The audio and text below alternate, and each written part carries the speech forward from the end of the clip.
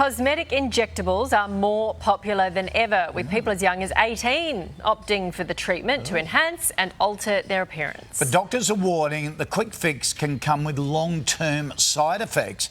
Eddie has a story. Eddie, what could go wrong? Well, it can get pretty ugly, actually. Blindness, drooping eyes, even facial numbness can occur if the injections are not done correctly. So is the risk worth the reward?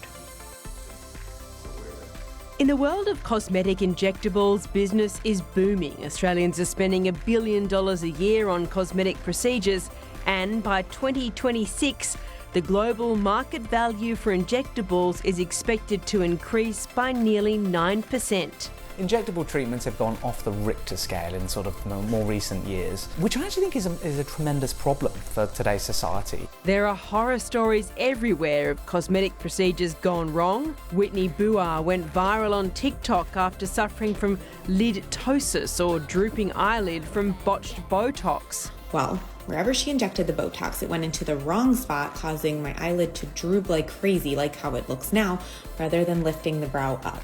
2 months later, and Whitney's lid is slowly returning to normal. But what's scary is stories like hers are not uncommon. A big problem is the regulation of injectors. Like anyone, pretty much from a nurse above, can go on a weekend course and, before you know it, they've got the accreditation of being an injector. But how do you weed out the good from the bad? Dr. Joseph Welkley from Cosmos Clinic says you should always look into your injector's credentials and check out reviews online. It's really important when you're looking for a provider that you go to somebody who's got the experience, knows how to manage complications when they occur, and indeed puts, patients over profits. The most popular treatments in Australia right now are anti-wrinkle injections like botox, then dermal fillers. They're used to reduce the signs of ageing and change the shape of the face. Dermal fillers can be a substitute for a nose job. But it's thread lifts that are really growing in popularity. One is sounds horrendous, but the barbed or cogged thread, which is a long thread, and we use that just underneath the subcutaneous tissues to lift and recontour faces, mainly focusing on nasolabial lines and pre-jowl areas to try and create a little bit of lift.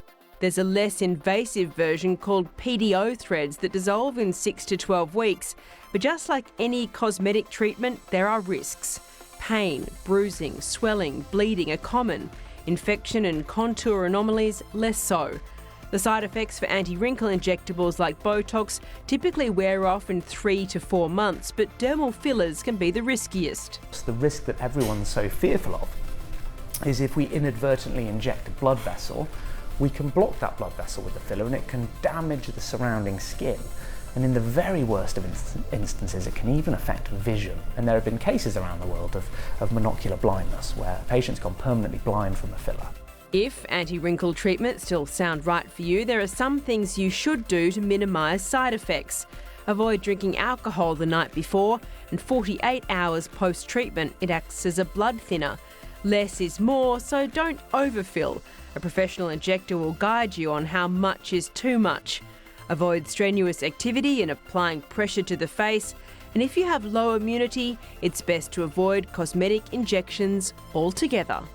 So the biggest piece of advice from the experts is just talk to a professional if you're interested, do your research and make sure you know the risks, and maybe don't leave it too late, I think.